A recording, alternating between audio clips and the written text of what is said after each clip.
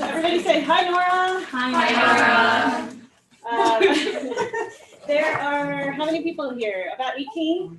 Oh, wow. Full house. Yeah. And yeah, so I thought it would be fun. So I was actually just, Nora and I were Facebook messaging yesterday. And I remembered that Nora had done all this book collecting. And I was like, oh, I'm teaching materiality of books tomorrow in class. And yeah, so I invited Nora to just come talk to us about books because she's super into books. I love books. Books are great. Do you guys like books? Yeah. That's good. Yeah. So Nora graduated in 2010, and I did not say in my email that she was a double major in English and Spanish. So, oh, Jill's doing that. Yeah. Okay, so we Oh, have. that's great. Yay, Jill. I can't see you, but I endorse all of your actions. So yeah, do you want to talk a little bit about your books and you know how you got into book collecting and all that? Definitely. So I have a couple books with me. My collection's kind of large and I'm in my office right now. So I didn't want to tote all of my precious valuables with me to campus. But broadly speaking, I collect kind of ephemeral material related to the publishing industry in Argentina. So everything from kind of novels, detective fiction. This is from a series, paperbacks. This is a translation of Nicholas Blake's The Beast Must Die. To I also collect catalogs that publishers put out with all of the different kind of advertisements about books that people are going to be selling, which are fun. And I was also really interested in collecting entire series of books. So this is one I'm particularly interested in. There are hardcover books, which are really kind of unusual in Latin America in the early 20th century. And they have kind of beautiful end papers. You can get the price, how much they cost. And inside this book is about Christopher Columbus. You can also see that there are, if I can find any in here, there are illustrations throughout it, kind of embedded with the text.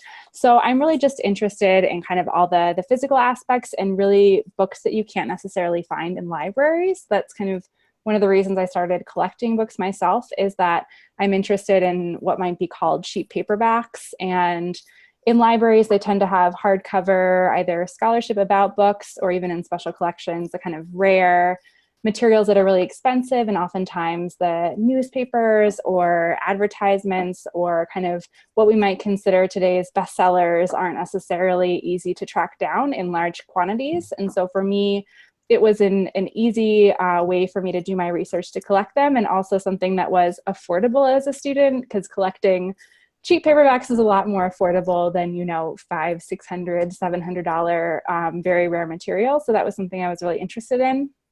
And in terms of kind of how I started collecting, besides the wanting to get more materials for my research, I just kind of was very interested in how books are put together. So when I was at Loyola, I took a class on printmaking and kind of how things are physically made in the art world, and all the differentiations between each print that's made has different characteristics, different states, different attributes that you can identify, and kind of extrapolating that information to think about how pretty much any type of cultural object that we encounter has its own unique characteristics and attributes. So it's kind of a really revelation for me to think about. And I guess I wish as an undergrad I had taken something like that sooner, so that I could take advantage of the Walters Art Museum, the Baltimore Museum of Art, and kind of using their holdings, and also Hopkins and Towson and Goucher and any rare book libraries there to kind of fuel my research more. So yeah, so Nora, so the printmaking class you took, was that with Professor Marr? It was actually with Professor Nygren. I don't know if he still teaches it. I know that he might have had one round since I was there, but I know it was kind of an experimental class that he taught with me at that time, because we were also going to the printmaking studios at Loyola and also going to behind the scenes at Baltimore Museum of Art and seeing the print rooms. Oh, okay, so you were studying printmaking, not learning how to do printmaking. Both. So we studied it, but we also went to the actual studios on campus where art majors go, and we learned how we did screen prints. We worked on the lithostone. We saw people kind of do the etchings and we weren't in the chemical baths ourselves, but we saw how everything was made as well. Gotcha. Yeah, because right now Professor Marr is teaching a course she's a studio professor who's teaching a course on book arts right now. Oh, that's great. Yes, and that's a course that I've done some things with her collaboratively on. So I was just wondering if that's what you took. No, I didn't. I don't know if it was, maybe it kind of missed me or wasn't offered, or I wasn't as diligent a student as I like to think I am now. So Nora I think she lived in the department lounge. I do. I think the table is probably inscribed with my name on it. So one ironic thing is that Nora did not take any classes with me when she was a student. And then I heard that she was doing all this book history stuff. How did that come out? How did we figure that out? Was it? I think that I did my PhD at UVA, and they have a very large kind of rare book school that's housed there, but not exactly part of UVA. And I took, I think, 4 different classes. They have kind of summer-long boot camp sessions on different things. I took a class on the history of typography, a class on how to read publishers' archives, basically all of the, ledgers and account keeping and what you do with this information. And 2 of the classes I took were actually with Professor Cole's dissertation advisor from Texas. And I think that's potentially how, and that was kind of a weird crossing path. Very weird. Yeah. So what's your favorite book that you in your collection? My favorite book, I mean, it's hard to say. I love them all like children in their own unique ways. But I think in general, I mean, I like this catalog a lot in particular, mainly because it has kind of a unicorn with stars on the cover, which is lovely in its own right. But just the fact that there are kind of photographs and descriptions and prices, and there's just a lot of data and information, and it's kind of this cute pocket size. And to think that, you could get a catalog like this. I don't think Penguin or Random House will give you these really succinct and, the price for it. You could buy one. And I have a lot of different catalogs from basically every year that this particular publisher put out, and they always have different illustrations and kind of different information. So I think this is kind of a gem. It was a hard find for me. And then I also like these hardcover books that I mentioned. It's a set of 18, and I managed to track down all 18 of them. And so for me, that's kind of was a big feat, I think. So great. So do you all have any questions for Nora? When did you start collecting? Let's see. I think I started collecting in 2012, 2013. So just when I had started my PhD, I took a class on the history of of books in general. So a class on what's called descriptive bibliography. So thinking about typography and paper and bindings and all the physical elements of books. And I took it with a professor that has, I think, one of the largest Alexander Pope book collections in the world. And so he strongly encouraged book collecting and boring collection in the world. Right? What's that? Like the most boring collection in the world. I don't know. It was kind of interesting. I think more seeing it, but I'm also kind of very much entrenched in it, that when I went to his house, I mean, his wife is one of those, take some books on your way out because I don't want them in my house anymore. But he stacks books, triple stack. So there's the one stack on the shelf, there's a row behind that, and the 3rd row behind that. And I think what was interesting is that he had a number of Spanish translations, and he didn't know what they meant, and they're kind of really curious. And so just seeing kind of different elements of a collection, that it's not necessarily I'm going to collect all the books by this one author, but then also translations and potentially mistranslations. So it can kind of blossom in really kind of peculiar ways. That's awesome. No questions? I have so many questions. It's because I can't see you. I think if I were there, I'd see you there with a striped shirt. I know you have a question. Francesca.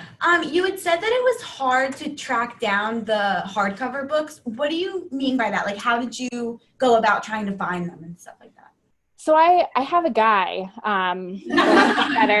for lack of better description. No, I'm actually working on this right now. There's an eBay equivalent in Latin America called Mercado Libre, literally free market. That's a website where you can go and kind of troll around and find materials. And so I purchase a lot of things there. and there are difficulties in shipping. A lot of times people don't want to spend the money or refuse to ship outside of Latin America. So I made a contact that will go and buy things for me and ship them to me. So I think that's a difficulty. And just in general, it's sometimes hard to find, at least in the United States. There are lots of rare bookstores and even secondhand bookshops where people can kind of gather collections. But in terms of foreign language material in kind of secondhand bookshops, it tends to be, you know, here's the Spanish for Dummies, or here's your, you know, dictionary of French and English words. So I think that was kind of the hardest thing of finding places to get the materials themselves. So I think everyone wants to know, how much have you spent? How much have I spent? Probably a fair amount, but I've also strategically entered book collecting contests to kind of supplement this activity because they come with monetary prizes, which is nice. Mm-hmm. And when you buy them in Latin America, these books, or at least the ones that I work on, the exchange rates are kind of in my favor. So for instance, the first book that's in this collection, it's called Paper Bird, like Origami Bird, is a Borges's translation of Franz Kafka's Metamorphoses, which is a very coveted book. I mean, they go for as little as 500 and upwards. And I managed to find someone who I don't think knew what they had. And so I bought it in a lot of 5. So 5 of these different books, including that one, for $15 US total for all of them. Oh. So I try to keep things small. As I said, I started as a kind of starving student. And so just kind of things that were affordable. I think the most I've spent on a book is maybe $100, but that was for a rare first edition. I mean, rare, but a pristine first edition of a Borges book. But I tend to kind of limit myself, or at least my husband tends to limit what I spend on books. So what do you, I mean, I think it's interesting that your collection has been mostly focusing on buying the kinds of books that don't appeal to collectors with a capital C. And, absolutely. And I think that must be one of the reasons why you were an honorable mention in that Honey and Wax collecting prize, right? Definitely.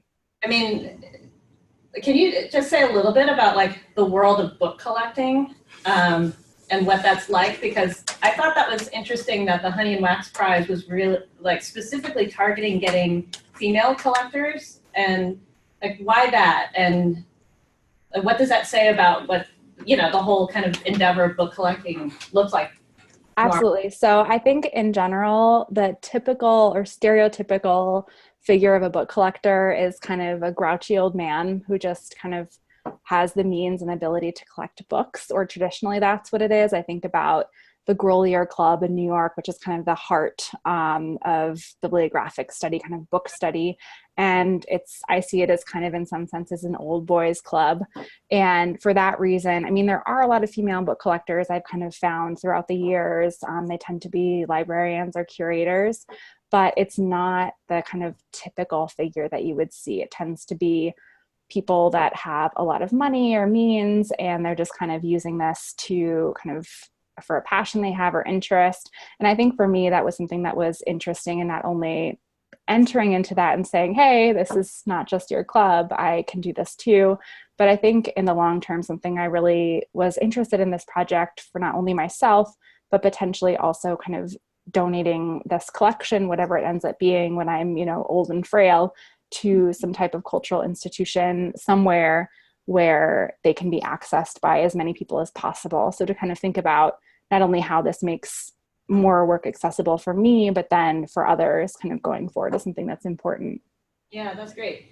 So what difference can everyday book collectors make? Like, why do you think it's important for, you know, people like undergraduate college students or struggling grad students, you know, or just people to collect books?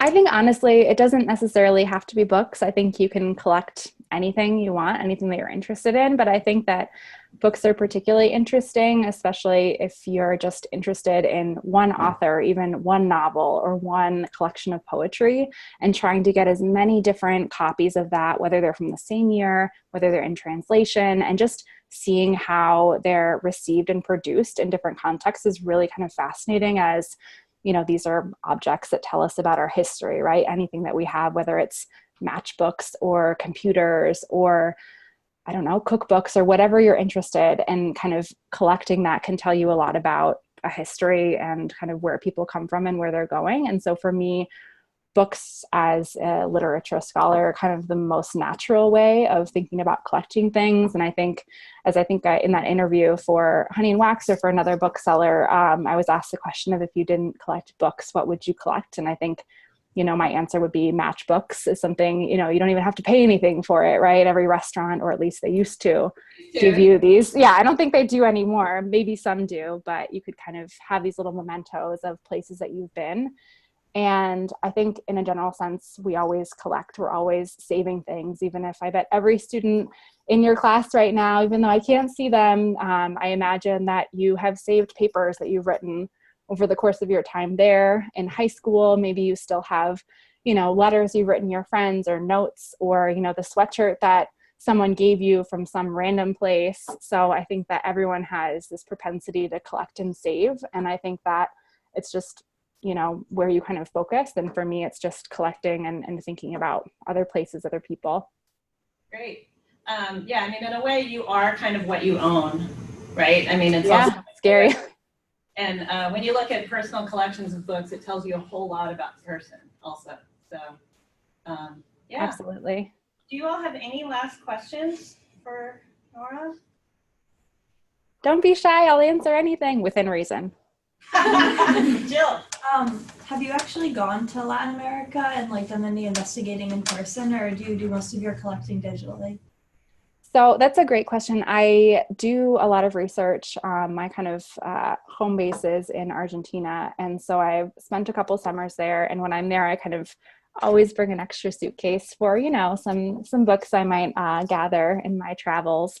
But there it's kind of easier. It's kind of the capital of bookstores and places. And I also taught in Costa Rica for a summer. I was just in Mexico City for a conference. And so anytime I'm there, I'm always trying to figure out, where are the book streets? Where can I go and get things in person, which makes a big difference, because then it's also not only, I think, more impactful if you remember where you got something, and that adds a little bit extra to your impression of a specific piece of, cultural heritage. And I think it's a little bit more personal that way, of remembering who you interacted with, how you got the book. So I always would prefer to buy from a person in person if possible.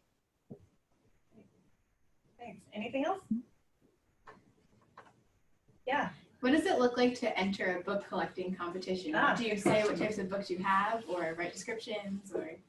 Absolutely. So I think every competition will have specifications and different rules, but the two that I've been in have more or less included the same concept of describe your collection. And I mean, this means a lot of different things, at least having a bibliographic citation.